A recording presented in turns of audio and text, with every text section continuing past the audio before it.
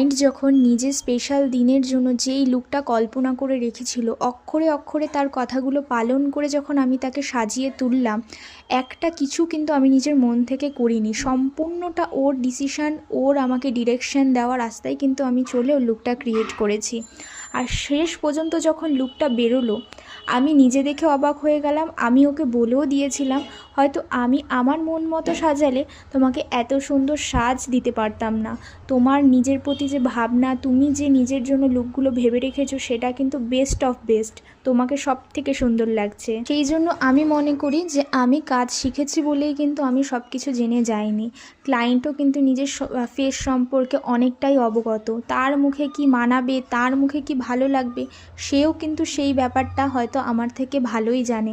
কারণ এই ফেসটাকে নিয়েই কিন্তু সে সবসময় সাজাচ্ছে, গোছাচ্ছে, নিজেকে নিয়েই কিন্তু একটা মেয়ে ভীষণ ভীষণ চিন্তা ভাবনা করে সব সময়।